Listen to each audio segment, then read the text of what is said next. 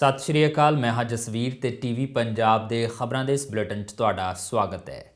सब तो पहला एक नज़र पाउने आ अज दीआं खास खबरां ते। केंद्र वालों पेंडू विकास फंड ते रोक लगाए जाण ते कैप्टन निराश। कैप्टन ने केंद्र सरकार नूं अपने फैसले ते मुड़ विचार करन दी कीती अपील। कैप्टन मुताबक पहलां कदी नहीं लिया गया किसी सरकार वालों अजिहा फैसला। सूबे 'च कोरोना का प्रकोप घटण तो बाद सरकार वालों नवे दिशा निर्देश। हुण सरकारी दफ्तरां 'च हाज़र रहेगा 100% स्टाफ। पेंडिंग काम भी नेपरे चढ़न की बझी आस। श्रोमणी कमेटी के प्रधान भाई गोबिंद सिंह लौंगोवाल ते मुलाजमां ने लाया कैप्टन की रिहायश के बाहर धरना। श्री दरबार साहिब विखे होए विवाद 'च दर्ज किए क्रॉस परचे वापस लैण की कीती मंग। लौंगोवाल मुताबक श्रोमणी कमेटी नूं खत्म करना चाहुंदी है पंजाब सरकार। आउंदियां चोणां 'च भाजपा 'च शामिल हो सकते हैं कैप्टन अमरिंदर सिंह। श्रोमणी अकाली दल के प्रधान सुखबीर बादल ने कैप्टन के भाजपा 'च शामिल होने का जताया अंदेशा। पत्रकारां नाल गलबात दौरान कही गल। ਅਤੇ खेती कानूनों का विरोध कर रहे किसान केंद्र सरकार ते पराली ਅਤੇ प्रदूषण संबंधी ऑर्डीनेंस तो नाराज़। किसानों ने ऑर्डीनेंस नूं दस्सिया उन्हां ते एक होर हमला। किसानों वालों पराली साड़ना लगातार जारी। ते हुण खबरां दा विस्तार। पंजाब के देहाती विकास फंड नूं रोक लैण के फैसले नूं मंदभागा करार दिंदिआं पंजाब के मुख मंत्री कैप्टन अमरिंदर सिंह ने अज केंद्र सरकार नूं फैसले ते मुड़ गौर करन दी अपील कीती, क्योंकि इस कदम नाल सूबे 'च पेंडू विकास कार्यां उत्ते मारू प्रभाव पवेगा। केंद्र सरकार के इस फैसले के समय उत्ते सवाल उठाउंदिआं मुख मंत्री ने कहा कि RDF जारी ना करन दी अजिही कोई रवायत नहीं। उन्होंने इस मसले नूं सुलझाउण लई वित्त मंत्री मनप्रीत बादल नूं दिल्ली जाके खपतकार मामलिਆਂ बारे केंद्रीय मंत्री नूं मिलण लई कहा है, क्यों जो इस कदम ने सूबे नूं दरपेश वित्ती संकट दरमियान होर सੱਟ मारी है। कैप्टन अमरिंदर सिंह ने कहा है कि सूबा सरकार फंडां की वरतों बारे केंद्र सरकार वालों मंगे गए वेरवे सौंपेगी, जिवें कि बीते समय में भी किया जाता है। केंद्र सरकार वालों लै गए फैसले उत्ते गंभीर चिंता जाहिर करदे उन्होंने कहा कि पहली बार नहीं है कि भारत सरकार वालों वरते गए फंडां की पड़ताल की जानी होवे, पर जिथों तक RDF जारी ना करन दा संबंध है अजिहा पहली बारी होया है। कोरोना वायरस कारण पिछले कुछ महीनों तो सरकारी दफ्तरां 'च 50% स्टाफ ड्यूटी ते आ रहा सी, पर हुण कोविड के केस घटण तो बाद 100% स्टाफ नूं दोबारा ड्यूटी ते बुलाउण दे आदेश जारी किए गए हैं। पंजाब सरकार ने इस संबंध 'च एक नोटिस जारी किया है। इस नोटिस 'च कोविड-19 महामारी दौरान सुरक्षित दिशा निर्देश भी जारी किए गए हैं, जिन्हां दी पालना करके दफ्तरां 'च काम किया जाएगा। पंजाब दे सरकारी मुलाजमां दे लई अहम खबर है। सूबा सरकार ने मुलाजमां नूं निर्देश दिते ने कि हुण ओ दफ्तर 'च 100% हाज़री यकीनी बनाउण। पहलां कोविड की वजह करके 50% स्टाफ नूं सरकारी दफ्तर 'च बुलाया जा रहा सी, पर हुण सूबे 'च कोविड के लगातार घट होए मामलों तो बाद सरकारी दफ्तरां नूं निर्देश दिते गए ने कि वो 100% स्टाफ नाल काम करन।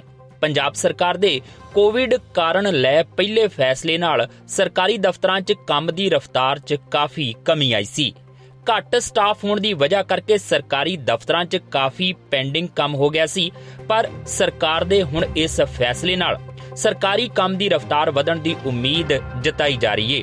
इस दे नाल ही सरकार ने हदायतां जारी कीतियां ने कि सरकारी दफ्तरां 'च कोविड के नियमां दा पूरी तरह नाल पालन किया जावे, सोशल डिस्टेंसिंग, मास्क अते सैनिटाइजर की वरतों की जावे अते थर्मल चैकिंग भी होवे।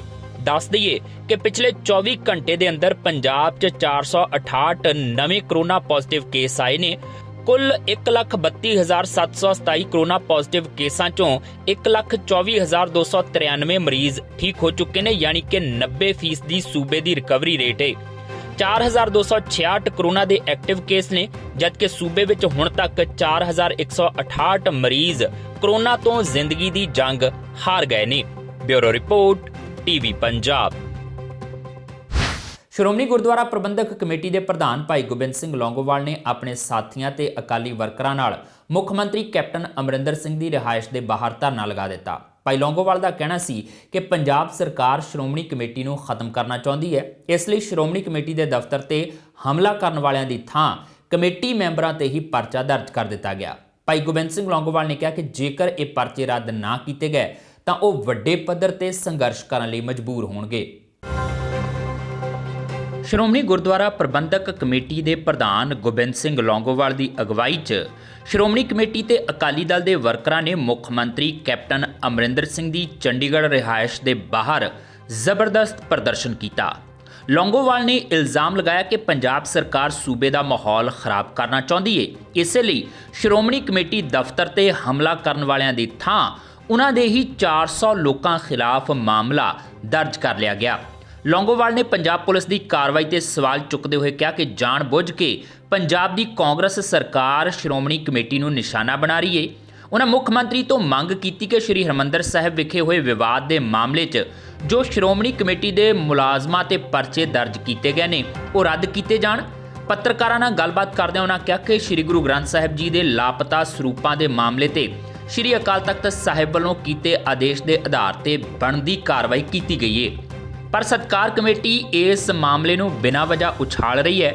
ਲੌਂਗੋਵਾਲ ਨੇ ਕਿਹਾ ਕਿ ਜੇ ਮੁੱਖ ਮੰਤਰੀ ਨੇ ਇਸ ਮਾਮਲੇ 'ਚ ਦਖਲ ਅੰਦਾਜ਼ੀ ਕਰਕੇ SGPC ਦੇ ਮੁਲਾਜ਼ਮਾਂ ਨੂੰ ਇਨਸਾਫ ਨਾ ਦਿੱਤਾ ਤਾਂ ਉਹ ਸੰਘਰਸ਼ ਕਰਨ ਲਈ ਮਜਬੂਰ ਹੋਣਗੇ। ਪਹੁੰਚੇ ਜੋ 24 ਤਰੀਕ ਨੂੰ ਪਿਛਲੇ ਦਿਨੇ ਇੱਕ ਬਹੁਤ ਮੰਦਭਾਗੀ ਘਟਨਾ ਵਾਪਰੀ ਹੈ ਔਰ ਜਿਹੜੀ ਅਖੌਤੀ ਸਤਿਕਾਰ ਕਮੇਟੀ 40 ਦਿਨਾਂ ਤੋਂ ਉੱਥੇ ਬੈਠੀ ਸੀ, ਉਹਨਾਂ ਨੇ ਸਾਡਾ ਤੇਜਸਵੀ ਸਮੁੰਦਰੀ ਹਾਲ ਸੀ ਜਿਹੜਾ ਉਹਦਾ ਮੇਨ ਗੇਟ ਸੀ ਸਾਡਾ ਦਫ਼ਤਰ ਦਾ, ਉਹ ਆਪਣੇ ਜਿੰਦੇ ਲਾ ਕੇ ਆਪਣੇ ਸਾਥੀਆਂ ਨੇ ਬੰਦ ਕਰ ਦਿੱਤਾ। ਛੋਟੇ ਗੇਟ 'ਚ ਆਪ ਬੈਠ ਗਿਆ ਔਰ ਜਦੋਂ ਸਾਡੇ ਸੇਵਾਦਾਰ ਸੀ ਔਰ ਜਿਹੜਾ ਧਰਮੀ ਫੌਜੀ ਸੀ ਉਹਨੇ ਉਠਾਉਣ ਦੀ ਕੋਸ਼ਿਸ਼ ਕੀਤੀ, ਸਗੋਂ ਉਹਦੇ 'ਤੇ ਤਲਵਾਰਾਂ ਨਾਲ ਵਾਰ ਕਰ ਦਿੱਤੇ। ਉਹਨੂੰ ਵਿਚਾਰਾ ਬਹੁਤ ਗੰਭੀਰ ਜ਼ਖਮੀ ਹੋ ਗਿਆ, ਉਹਦੇ ਜਿਹੜਾ ਸਾਰਾ ਸਰੀਰ ਪਾਟਿਆ ਪਿਆ ਉਹ ਵਾਰਾਂ ਨਾਲ, ਤੇ 6-7 ਬੰਦੇ ਸਾਡੇ ਜ਼ਖਮੀ ਹੋਏ ਨੇ ਜੇ ਤਲਵਾਰਾਂ ਲੱਗੀਆਂ। ਇਸ ਤੋਂ ਇਲਾਵਾ ਸਾਡਾ ਜਿਹੜਾ ਸਕੱਤਰ ਸੀ ਸੁਖਦੇਵ ਸਿੰਘ, ਉਹਦੀ ਗੱਡੀ ਨੂੰ ਭੰਨ ਤੋੜ ਦਿੱਤਾ ਔਰ ਉਹਦੇ ਡਰਾਈਵਰ ਦੇ ਵਿੱਚ ਪੇਟ ਦੇ ਵਿੱਚ ਜਿਹੜੀਆਂ ਨੇ ਤਲਵਾਰਾਂ ਮਾਰੀਆਂ, ਉਹ ਵੀ ਗੰਭੀਰ ਹਾਲਤ ਦੇ ਵਿੱਚ ਹਸਪਤਾਲ 'ਚ ਪਿਆ, ਉਹਦਾ ਆਪਰੇਸ਼ਨ ਹੋਇਆ। ਸੋ ਉਹਨਾਂ ਦੇ ਉੱਤੇ 307 ਦੇ ਪਰਚੇ ਦਰਜ ਹੋਏ ਨੇ। ਅਸੀਂ ਇਹ ਕਹਿ ਰਹੇ ਹਾਂ ਕਿ ਉਹਨਾਂ ਨੂੰ ਤੁਰੰਤ ਜਿਹੜਾ ਸਲਾਖਾਂ ਅੰਦਰ ਦਿੱਤਾ ਜਾਵੇ ਤੇ ਜਿਹੜਾ ਸਾਡੇ ਉੱਤੇ ਝੂਠੇ ਪਰਚੇ ਦਰਜ ਕੀਤੇ ਨੇ 3 ਮੈਂਬਰ ਸ਼੍ਰੋਮਣੀ ਗੁਰਦੁਆਰਾ ਪ੍ਰਬੰਧਕ ਕਮੇਟੀ ਤੇ 3 ਸਾਡੇ ਸੈਕਟਰੀਆਂ ਤੇ 400 ਹੋਰ ਉਹਨਾਂ ਨੇ ਅਣਪਛਾਤੇ ਕਿਹਾ ਹੈਗਾ ਕਰਮਚਾਰੀ, ਤੇ ਉਹ ਤੁਰੰਤ ਵਾਪਸ ਕੀਤੇ ਜਾਣ। ਸੂਬਾ ਸਰਕਾਰ ਨੂੰ ਕਹਿੰਦੇ ਰਹਾਂਗੇ ਵੀ ਇਹਨਾਂ ਨੂੰ ਰੋਕੋ, ਇਹਨਾਂ ਕੋਲੇ ਬਹੁਤ ਮਾਰੂ ਹਥਿਆਰ ਨੇ, ਇਹ ਬੰਦੇ ਅੱਛੇ ਨਹੀਂ ਹੈਗੇ, ਸਾਡੇ ਮਰਿਆਦਾ 'ਚ ਵਿਘਨ ਵੀ ਪਾਉਂਦੇ ਨੇ, ਇੱਥੇ ਨਸ਼ੇ ਵੀ ਕਰਦੇ ਨੇ। ਖੋਸਾ ਸਾਹਿਬ ਦੀ ਤੁਸੀਂ ਆਪ ਦੇਖਿਆ ਵੀਡੀਓ ਵਾਇਰਲ ਹੋਈ ਹੈ, ਕਿਵੇਂ ਨਸ਼ਾ ਕੀਤਾ ਹੋਇਆ, ਤੁਰੇ ਨਹੀਂ ਜਾਣਾ, ਸਾਡੀ ਹਰ ਗੱਲ 'ਚ ਦਖਲਅੰਦਾਜ਼ੀ ਦਿੰਦੇ ਸੀ। ਅਸੀਂ ਬਾਰ-ਬਾਰ ਬੇਨਤੀ ਕੀਤੀ ਲੇਕਿਨ ਸਰਕਾਰ ਨੇ ਸਗੋਂ ਉਹਨੂੰ ਸਹਿ ਦਿੰਦੇ ਰਹੇ, ਉਹਨਾਂ ਨੂੰ ਉੱਥੇ ਬਿਠਾਇਆ ਸਰਕਾਰ ਨੇ। ਸੋ ਇਸ ਕਰਕੇ ਸਰਕਾਰ ਦੀ ਪੂਰੀ ਉਹਨੂੰ ਪੁਸਤ ਅਪਣਾਈ ਹੈ। ਸੋ ਇਹ ਹੋਣੀ ਚਾਹੀਦੀ, ਇਹਦੇ ਨਾਲ ਪੰਜਾਬ ਦਾ ਮਾਹੌਲ ਖਰਾਬ ਹੋ ਸਕਦਾ। ਗੁਰੂ ਗ੍ਰੰਥ ਸਾਹਿਬ ਦੇ ਪਾਵਨ ਸਰੂਪਾਂ ਦਾ ਮਸਲਾ ਹੈ, ਉਹ ਸ੍ਰੀ ਅਕਾਲ ਤਖਤ ਸਾਹਿਬ ਨੇ ਆਪ ਉਹਦੀ ਸਾਰੀ ਜਾਂਚ ਕਰਾਈ ਹੈ ਔਰ ਉਹ ਜਾਂਚ ਤੋਂ ਬਾਅਦ ਜਿੰਨੇ ਵੀ ਦੋਸ਼ੀ ਪਾਏ ਗਏ ਨੇ ਉਹਨਾਂ ਨੂੰ ਸਾਰਿਆਂ ਨੂੰ ਅਸੀਂ ਸ਼੍ਰੋਮਣੀ ਗੁਰਦੁਆਰਾ ਪ੍ਰਬੰਧਕ ਕਮੇਟੀ ਵੱਲੋਂ ਭਾਵੇਂ ਛੋਟਾ ਕਰਮਚਾਰੀ ਹੈ ਭਾਵੇਂ ਵੱਡਾ, ਸਾਰਿਆਂ ਨੂੰ ਸਖਤ ਤੋਂ ਸਖਤ ਸਜ਼ਾਵਾਂ ਦਿੱਤੀਆਂ ਨੇ, ਟਰਮੀਨੇਟ ਵੀ ਕੀਤਾ ਔਰ ਇਸ ਤਰ੍ਹਾਂ ਮੁਅੱਤਲ ਵੀ ਕੀਤਾ, ਸਾਰਿਆਂ ਨੂੰ ਬੜੀਆਂ ਸਖਤ ਸਜ਼ਾਵਾਂ ਦਿੱਤੀਆਂ ਗਈਆਂ ਨੇ। ਇੱਥੇ ਹੈਰਾਨੀ ਦੀ ਗੱਲ ਇਹ ਰਹੀ ਕਿ ਕਿਸਾਨਾਂ ਅਤੇ ਵਿਰੋਧੀ ਪਾਰਟੀਆਂ ਨੂੰ ਮੁੱਖ ਮੰਤਰੀ ਦੀ ਰਿਹਾਇਸ਼ ਦੇ ਨੇੜੇ ਨਾ ਲੱਗਣ ਦੇਣ ਵਾਲਾ ਖੁਫੀਆ ਵਿਭਾਗ ਪੂਰੀ ਤਰ੍ਹਾਂ ਨਾਲ ਨਾਕਾਮ ਰਿਹਾ। ਸ਼੍ਰੋਮਣੀ ਕਮੇਟੀ ਵੱਲੋਂ ਇੰਨੇ ਵੱਡੇ ਪੱਧਰ ਤੇ ਪ੍ਰਦਰਸ਼ਨ ਦਾ ਪ੍ਰੋਗਰਾਮ ਉਲੀਕਿਆ ਗਿਆ ਸੀ, ਪਰ CM ਦੇ ਖੁਫੀਆ ਵਿਭਾਗ ਨੂੰ ਕੋਈ ਜਾਣਕਾਰੀ ਨਹੀਂ ਸੀ। ਜਦੋਂ SGPC ਦੇ ਮੈਂਬਰ ਗੇਟ ਤੇ ਬੈਠ ਗਏ ਤਾਂ ਪੁਲਿਸ ਪਹੁੰਚੀ। ਵਿਰੋਧ ਪ੍ਰਦਰਸ਼ਨ ਦੌਰਾਨ ਭਾਈ ਲੌਂਗੋਵਾਲ ਨਾਲ ਕੁਝ ਜਣਿਆਂ ਨੂੰ ਹੀ ਮੰਗ ਪੱਤਰ ਸੌਂਪਣ ਦੀ ਆਗਿਆ ਦਿੱਤੀ ਗਈ। Bureau report, TV Punjab. Shiromani Akali Dal ਦੇ ਪ੍ਰਧਾਨ ਸੁਖਬੀਰ ਬਾਦਲ ਨੇ ਕੈਪਟਨ ਅਮਰਿੰਦਰ ਸਿੰਘ ਬਾਰੇ ਵੱਡਾ ਬਿਆਨ ਦਿੱਤਾ ਹੈ।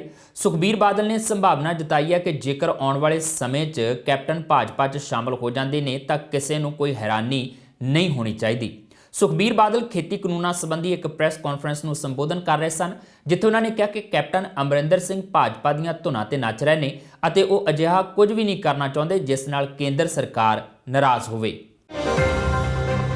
ਸ਼੍ਰੋਮਣੀ ਅਕਾਲੀ ਦਲ ਦੇ ਪ੍ਰਧਾਨ ਸੁਖਬੀਰ ਬਾਦਲ ਨੇ ਇੱਕ ਵਰਚੁਅਲ ਪ੍ਰੈਸ ਕਾਨਫਰੰਸ ਦੌਰਾਨ ਮੁੱਖ ਮੰਤਰੀ ਕੈਪਟਨ ਅਮਰਿੰਦਰ ਸਿੰਘ ਤੇ ਤਿੱਖੇ ਨਿਸ਼ਾਨੇ ਕੱਸੇ ਨੇ। ਸੁਖਬੀਰ ਬਾਦਲ ਮੁਤਾਬਕ ਕਾਂਗਰਸ ਦੇ ਰਾਜ ਵਾਲੇ ਛੱਤੀਸਗੜ੍ਹ ਸੂਬੇ 'ਚ ਸਰਕਾਰ ਵੱਲੋਂ ਸਾਰੇ ਸੂਬੇ ਨੂੰ ਇੱਕ ਸਰਕਾਰੀ ਮੰਡੀ ਬਣਾਉਣ ਲਈ ਬਿੱਲ ਪਾਸ ਕਰਨ ਨਾਲ ਪੰਜਾਬ ਦੇ ਮੁੱਖ ਮੰਤਰੀ ਕੈਪਟਨ ਅਮਰਿੰਦਰ ਸਿੰਘ ਵੱਲੋਂ ਕਿਸਾਨਾਂ ਨਾਲ ਕੀਤਾ ਗਿਆ ਧੋਖਾ ਬੇਨਕਾਬ ਹੋ ਗਿਆ ਏ।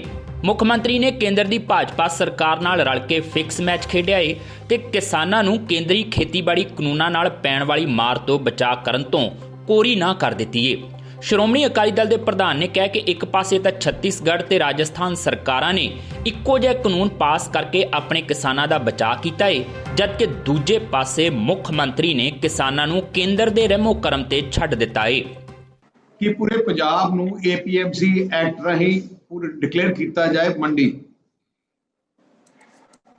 ਐਂਡ ਜੋ ਅਸੀਂ ਕਹਿ ਰਹੇ ਸੀ, ਅੱਜ ਛੱਤੀਸਗੜ੍ਹ ਸਰਕਾਰ ਜਿਹੜੀ ਕਾਂਗਰਸ ਦੀ ਸਰਕਾਰ ਹੈ, ਉਹਨੇ ਤੇ ਮੋਹਰ ਲਾਈ ਤੇ ਉਹਨਾਂ ਨੇ ਕੱਲ ਤਿੰਨੇ ਆਰਡੀਨੈਂਸ ਨੂੰ ਰੱਦ ਕਰਨ ਵਾਸਤੇ ਇੱਕ ਐਕਟ ਪਾਸ ਕੀਤਾ ਅਸੈਂਬਲੀ 'ਚ, ਜਿੱਥੇ ਸਾਰੇ ਪੰਜਾਬ ਆਪਣੇ ਛੱਤੀਸਗੜ੍ਹ ਨੂੰ ਇੱਕ ਮੰਡੀ ਡਿਕਲੇਅਰ ਕਰਕੇ ਕਿ ਜਿੱਥੇ ਵੀ ਪਰਚੇਜ਼ ਹੋਊਗੀ ਉਹ ਇੱਕ ਸਰਕਾਰੀ ਮੰਡੀ ਹੋਊਗੀ, ਆ ਪਾਸ ਕਰ ਦਿੱਤਾ।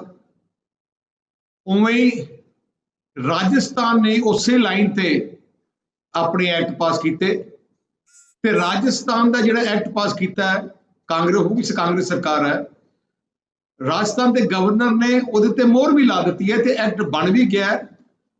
ਕਿਉਂਕਿ ਸ਼ੁਰੂ ਤੋਂ ਅਸੀਂ ਕਹਿ ਰਹੇ ਸੀ ਕਿ ਕੈਪਟਨ ਅਮਰਿੰਦਰ ਸਿੰਘ ਜਾਣ ਕੇ ਸੈਂਟਰ ਦੀ ਸਰਕਾਰ ਨਾਲ ਰਲ ਕੇ ਪੰਜਾਬ ਦੇ ਜਨਤਾ ਨੂੰ ਤੇ ਪੰਜਾਬ ਦੀ ਜਥੇਬੰਦੀਆਂ, ਕਿਸਾਨ ਜਥੇਬੰਦੀਆਂ ਨੂੰ ਗੁੰਮਰਾਹ ਕਰਨ ਤੇ ਲੱਗਿਆ। ਸ਼੍ਰੋਮਣੀ ਅਕਾਲੀ ਦਲ ਦੇ ਪ੍ਰਧਾਨ ਨੇ ਕਿਹਾ ਕਿ ਉਹ ਵਾਰ-ਵਾਰ ਇਹ ਕਹਿੰਦੇ ਆ ਰਹੇ ਨੇ ਕਿ ਅਜਿਹੇ ਕਾਨੂੰਨ ਬਣਾਏ ਜਾਣ ਤਾਂ ਜੋ ਕਿਸਾਨਾਂ ਦੀ ਪ੍ਰਾਈਵੇਟ ਵਪਾਰੀਆਂ ਹੱਥੋਂ ਲੁੱਟ ਨੂੰ ਰੋਕਿਆ ਜਾ ਸਕੇ ਤੇ ਕਿਸਾਨਾਂ ਦਾ ਬਚਾਅ ਕੀਤਾ ਜਾ ਸਕੇ। ਕੈਪਟਨ ਅਮਰਿੰਦਰ ਸਿੰਘ ਦਿੱਲੀ ਦੀਆਂ ਧੁਨਾਂ ਤੇ ਨੱਚ ਰਹੇ ਨੇ ਤੇ ਉਹ ਅਜਿਹਾ ਕੁਝ ਵੀ ਨਹੀਂ ਕਰਨਾ ਚਾਹੁੰਦੇ ਜਿਸ ਨਾਲ ਕੇਂਦਰ ਨਾਰਾਜ਼ ਹੋਵੇ। ਇੱਕ ਸਵਾਲ ਦੇ ਜਵਾਬ 'ਚ ਸੁਖਬੀਰ ਬਾਦਲ ਨੇ ਕਿਹਾ ਕਿ ਉਹਨਾਂ ਨੂੰ ਕੋਈ ਹੈਰਾਨੀ नहीं होगी जेकर कैप्टन आने वाले समय च भाजपा च ही शामिल हो जान। सुखबीर जी, जो आप कह रहे हैं, इससे पहले कई बड़े पॉलिटिकल लीडर हैं पंजाब के, भगवंत मान की बात करें, आप कह रहे हैं, और भी कई लीडर्स हैं, उन्होंने कहा कि जिस तरह से कैप्टन अमरिंदर सिंह का झुकाव है बीजेपी की तरफ, तो ऐसा लगता है कि ये ना हो कि अगले इलेक्शन में कैप्टन साहब बीजेपी के साथ जाकर ही खड़े हो जाएं। आपको ऐसी कोई गुंजाइश लगती है, क्योंकि आपका भी काफी एक्सपीरियंस है? जैसे कांग्रेस टूट रही है, कैसे डिफेक्शन हो रही है, डोंट बी सरप्राइज्ड ये कैप्टन कांग्रेस ਨੂੰ ਬ੍ਰੇਕਅਪ ਕਰਕੇ बीजेपी ਨਾਲ ਚੱਲ ਜਾਏ। ਬਾਦਲ ਨੇ ਕਿਸਾਨ ਜਥੇਬੰਦੀਆਂ ਨੂੰ ਵੀ ਅਪੀਲ ਕੀਤੀ ਕਿ ਉਹ ਆਪ ਵੇਖ ਲੈਣ ਕਿ ਕੌਣ ਉਹਨਾਂ ਦੇ ਨਾਲ ਹੈ ਤੇ ਕਿਸ ਨੇ ਉਹਨਾਂ ਦੀ ਪਿੱਠ 'ਚ ਛੁਰਾ ਮਾਰ ਦਿੱਤਾ ਏ। ਉਹਨਾਂ ਕਿਹਾ ਕਿ ਕੈਪਟਨ ਅਮਰਿੰਦਰ ਸਿੰਘ ਪੰਜਾਬ 'ਚ ਆਰਥਿਕ ਖੜੋਤ ਸਮੇਂ ਮੌਜੂਦਾ ਹਾਲਾਤਾਂ ਲਈ ਆਪ ਸਿੱਧੇ ਤੌਰ ਤੇ ਜ਼ਿੰਮੇਵਾਰ ਨੇ। ਜੇਕਰ ਕੈਪਟਨ ਅਮਰਿੰਦਰ ਸਿੰਘ ਨੇ ਕੇਂਦਰੀ ਕਾਨੂੰਨ ਖਾਰਜ ਕੀਤੇ ਹੁੰਦੇ ਅਤੇ ਇੱਕ ਬਿੱਲ ਪੇਸ਼ ਕਰਕੇ ਸਾਰੇ ਸੂਬੇ ਨੂੰ ਇੱਕ ਸਰਕਾਰੀ ਮੰਡੀ ਐਲਾਨਿਆ ਹੁੰਦਾ ਤਾਂ ਫਿਰ ਕਿਸਾਨਾਂ ਦੇ ਭਵਿੱਖ ਦਾ ਬਚਾਅ ਹੋ ਸਕਦਾ ਸੀ। ਉਹਨਾਂ ਕਿਹਾ ਕਿ ਬਜਾਏ ਅਜਿਹਾ ਕਰਨ ਦੇ ਮੁੱਖ ਮੰਤਰੀ ਨੇ ਕੇਂਦਰ ਦੇ ਹੱਥਾਂ 'ਚ ਖੇਡਣ ਨੂੰ ਤਰਜੀਹ ਦਿੱਤੀ। Bureau report, TV Punjab. Bhajpa ਆਗੂ ਤਰੁਣ ਚੁੱਗ ਨੇ ਪੰਜਾਬ 'ਚ ਬਿਜਲੀ ਸੰਕਟ ਲਈ ਕੈਪਟਨ ਸਰਕਾਰ ਨੂੰ ਜ਼ਿੰਮੇਵਾਰ ਦੱਸਿਆ ਹੈ। ਤਰੁਣ ਚੁੱਗ ਮੁਤਾਬਕ ਪੰਜਾਬ ਤੇ ਹਰਿਆਣਾ ਹਾਈ ਕੋਰਟ ਤੋਂ ਕੈਪਟਨ ਸਰਕਾਰ ਨੂੰ ਪਈ ਝਾੜ ਤੋਂ ਬਾਅਦ ਵੀ ਇਹ ਸਾਬਿਤ ਹੁੰਦਾ ਹੈ। ਤਰੁਣ ਚੁੱਗ ਨੇ ਕਿਹਾ ਕਿ ਕੈਪਟਨ ਨੂੰ ਰੇਲਵੇ ਨੂੰ ਲਿਖਿਤ ਰੂਪ 'ਚ ਟ੍ਰੇਨਾਂ ਤੇ ਮੁਲਾਜ਼ਮਾਂ ਦੀ ਸੁਰੱਖਿਆ ਦੀ ਗਰੰਟੀ ਦੇਣੀ ਚਾਹੀਦੀ ਹੈ। ਉਹਨਾਂ ਕਿਹਾ ਕਿ ਕੈਪਟਨ ਸਰਕਾਰ ਮੌਜੂਦਾ ਹਾਲਾਤ ਨੂੰ ਸਹੀ ਢੰਗ ਨਾਲ ਸੰਭਾਲ ਨਹੀਂ ਸਕੀ। ਪੰਜਾਬ 'ਚ ਕਿਸਾਨ ਅੰਦੋਲਨ ਤੇ ਬਿਜਲੀ ਸੰਕਟ ਲਈ ਕੈਪਟਨ ਸਰਕਾਰ ਹੀ ਪੂਰੀ ਤਰ੍ਹਾਂ ਨਾਲ ਜ਼ਿੰਮੇਵਾਰ ਹੈ। ਪੰਜਾਬ ਦੇ ਅੰਦਰ ਬਿਜਲੀ ਸੰਕਟ ਵਾਸਤੇ ਕੋਈ ਜ਼ਿੰਮੇਵਾਰ ਹੈ ਤੇ ਕੈਪਟਨ ਅਮਰਿੰਦਰ ਸਿੰਘ ਦੀ ਸਰਕਾਰ ਜ਼ਿੰਮੇਵਾਰ ਹੈ। ਹਾਈ ਕੋਰਟ ਦੇ ਦੋਨੋਂ ਜੱਜਿਸ ਨੇ ਜਿਸ ਤਰ੍ਹਾਂ ਦੀ ਟਿੱਪਣੀ ਬਿਜਲੀ ਸੰਕਟ ਦੇ ਉੱਤੇ ਕੀਤੀ ਹੈ, ਰੇਲਸ ਦੇ ਉੱਤੇ ਕੀਤੀ ਹੈ, ਸਰਕਾਰ ਨੂੰ ਬਲੈਕਮੇਲ, ਨਾਕਾਮ ਤੱਕ ਦੱਸਿਆ। ਕਿਉਂ ਨਹੀਂ ਪ੍ਰਬੰਧ ਕਰ ਪਾ ਰਹੇ? ਕਿਉਂ ਨਹੀਂ ਅਸੀਂ ਲਿਖ ਕੇ ਦੇ ਰਹੇ ਕਿ law and order the situation ਅਸੀਂ ਸਮੇਟਾਂਗੇ?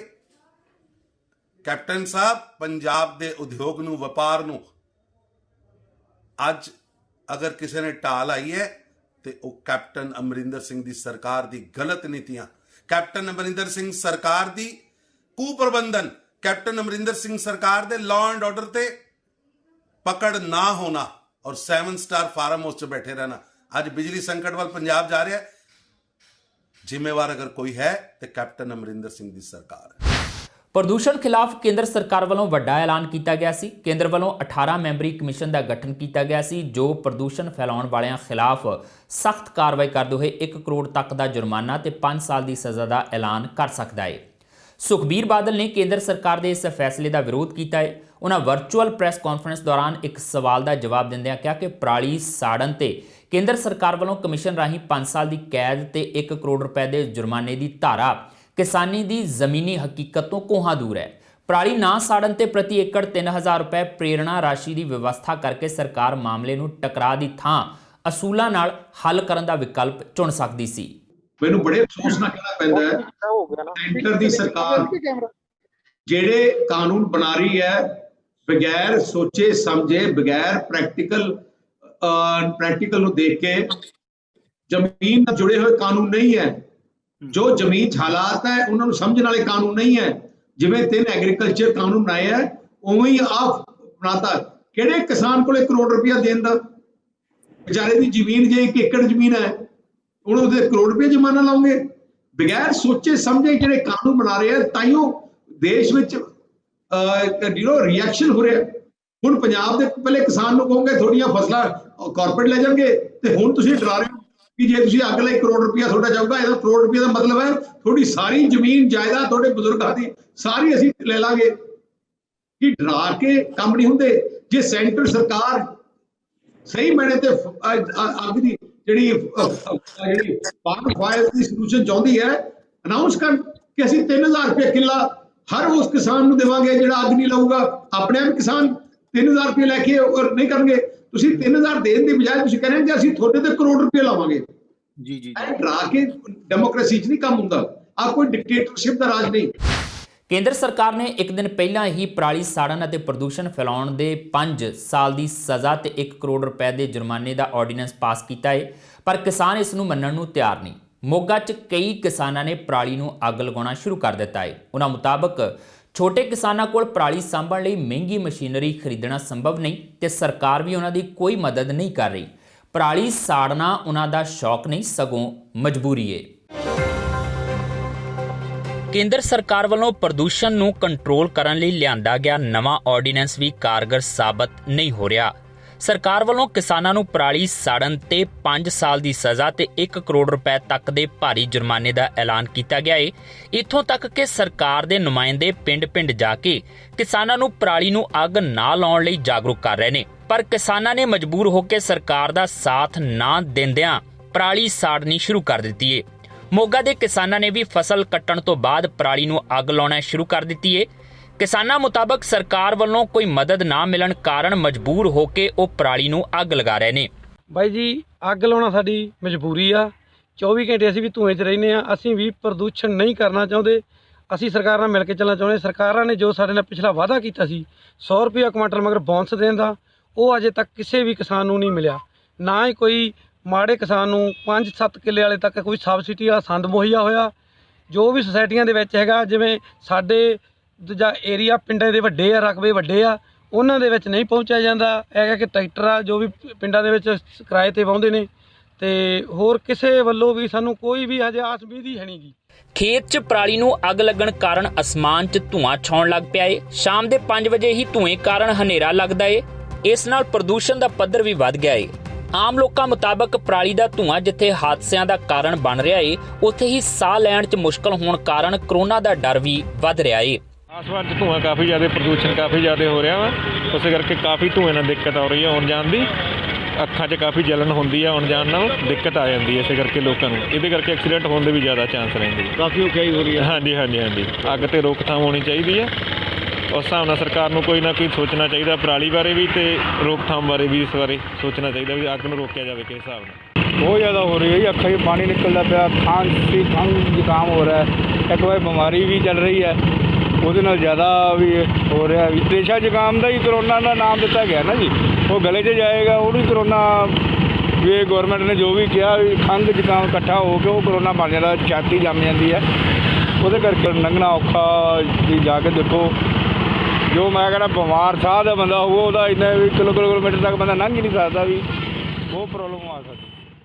ਉਧਰ ਕਿਸਾਨਾਂ ਦੇ ਨਾਲ ਹੀ ਸਿਆਸੀ ਪਾਰਟੀਆਂ ਵੀ ਕੇਂਦਰ ਸਰਕਾਰ ਦੇ ਨਵੇਂ ਪ੍ਰਦੂਸ਼ਣ ਆਰਡੀਨੈਂਸ ਦਾ ਵਿਰੋਧ ਕਰ ਰਹੀਆਂ ਨੇ।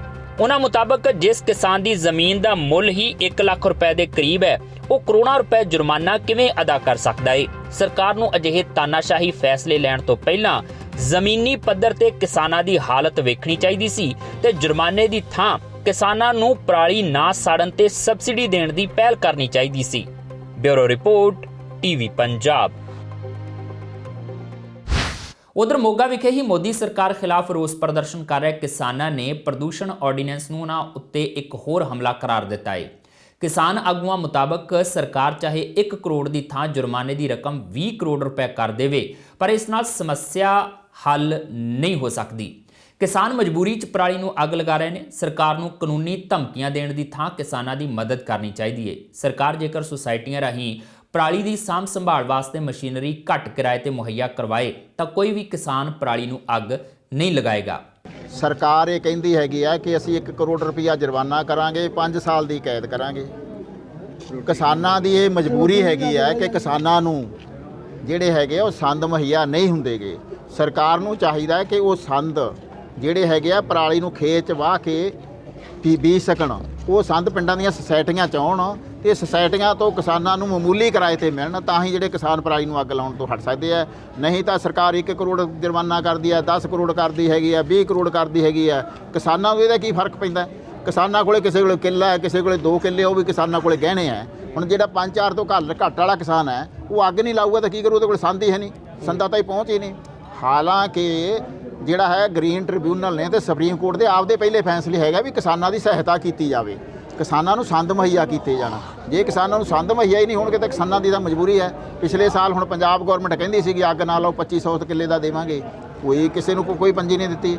ਸਾਡੀ ਇਹ ਮੰਗ ਆ ਜੇ ਹੋਰ ਕੁਛ ਨਹੀਂ ਤਾਂ ਕਿਸਾਨਾਂ ਨੂੰ 200 ਰੁਪਈਆ ਬੋਨਸ ਹੀ ਦੇ ਦਿਓ, ਕਿਸਾਨ ਆਪਣੇ ਆਪ ਹੀ ਹਟ ਜਾਣਗੇ। ਕਿਸਾਨ ਜਿਹੜੇ ਆਪਣੇ ਆਪ ਪ੍ਰਬੰਧ ਕਰ ਲੈਣਗੇ, ਉਹ ਸੰਦ ਜਿਹੜੇ ਮਹਿੰਗੇ ਭਾਅ 'ਤੇ ਲੈ ਕੇ ਉਹ ਪੈਲੀਆਂ ਵਾਹੁੰਦੀਆਂ ਪੈਂਦੀਆਂ ਹੈਗੀਆਂ, ਉਹ ਕਿਸਾਨਾਂ ਨੂੰ ਸੌਖ ਹੋ ਜੂਗੀ, ਕਿਸਾਨ ਆਪਣੇ ਆਪ ਹਟ ਜਾਣਗੇ। ਉਦੋਂ ਬਿਨਾਂ ਜਿਹੜਾ ਹੈਗਾ ਕੋਈ ਗੁਜ਼ਾਰਾ ਨਹੀਂ ਹੋਣਾ, ਕਿਸਾਨਾਂ ਦੀ ਮਜਬੂਰੀ ਹੈ। ਜੰਡਿਆਲਾ ਗੁਰੂ ਵਿਖੇ ਰੇਲਵੇ ਟਰੈਕ ਤੇ ਚੱਲ ਰਿਹਾ ਕਿਸਾਨਾਂ ਦਾ ਧਰਨਾ ਅੱਜ 37ਵੇਂ ਦਿਨ 'ਚ ਪ੍ਰਵੇਸ਼ ਕਰ ਗਿਆ ਹੈ, ਜਿੱਥੇ ਕਿਸਾਨ ਲਗਾਤਾਰ ਮੋਦੀ ਸਰਕਾਰ ਖਿਲਾਫ ਨਾਅਰੇਬਾਜ਼ੀ ਕਰ ਰਹੇ ਨੇ। ਕੇਂਦਰ ਸਰਕਾਰ ਦੇ ਪਰਾਲੀ ਤੇ ਪ੍ਰਦੂਸ਼ਣ ਸੰਬੰਧੀ ਆਰਡੀਨੈਂਸ ਨੇ ਕਿਸਾਨਾਂ ਦਾ ਗੁੱਸਾ ਹੋਰ ਭੜਕਾ ਦਿੱਤਾ ਹੈ। ਕਿਸਾਨ ਮਜ਼ਦੂਰ ਸੰਘਰਸ਼ ਕਮੇਟੀ ਦੇ ਸੂਬਾ ਜਨਰਲ ਸਕੱਤਰ ਸਰਵਣ ਸਿੰਘ ਪੰਧੇਰ ਮੁਤਾਬਕ ਕੇਂਦਰ ਸਰਕਾਰ ਨਿਆਂਪਾਲਿਕਾ ਤੇ ਮੀਡੀਆ ਦੀਆਂ ਨਜ਼ਰਾਂ 'ਚ ਕਿਸਾਨਾਂ ਵੱਲੋਂ ਪਰਾਲੀ ਸਾੜਨ ਨਾਲ ਪੈਦਾ ਹੋਣ ਵਾਲਾ ਪ੍ਰਦੂਸ਼ਣ ਰੜਕ ਰਿਹਾ ਹੈ, ਜਦਕਿ ਸਿਰਫ 6% ਪ੍ਰਦੂਸ਼ਣ ਹੀ ਪਰਾਲੀ ਦੇ ਧੂਏ ਨਾਲ ਪੈਦਾ ਹੋ ਰਿਹਾ ਹੈ। ਪੰਧੇਰ ਨੇ ਕਿਹਾ ਕਿ ਕਿਸਾਨਾਂ ਨੂੰ ਨੱਪਣ ਲਈ ਇਹ ਮੋਦੀ ਸਰਕਾਰ ਦੀ ਇੱਕ ਹੋਰ ਚਾਲ ਹੈ ਤੇ ਉਹਨਾਂ ਦੇ ਜਥੇਬੰਦੀ ਇਸ ਕਦਮ ਦਾ ਵਿਰੋਧ ਕਰਦੀ ਹੈ। ਕੇਂਦਰ ਹੁਣ ਸਾਡੇ ਦੇ ਖਿਲਾਫ ਜਿਹੜਾ ਵੱਡਾ ਪਰਾਲੀ ਵਾਲਾ ਇਸ਼ੂ ਲੈ ਕੇ ਆ ਗਈ ਆ ਵੀ 51% ਇੰਡਸਟਰੀ ਦਾ ਪੋਲੂਸ਼ਨ ਆ, ਉਹਦੇ ਤੇ ਕੋਈ ਖਿਆਲ ਨਹੀਂ ਗਾ। 25% ਆਮ ਆਵਾਜਾਈ ਦੇ ਸਾਧਨਾਂ ਦਾ ਪ੍ਰਦੂਸ਼ਣ ਆ।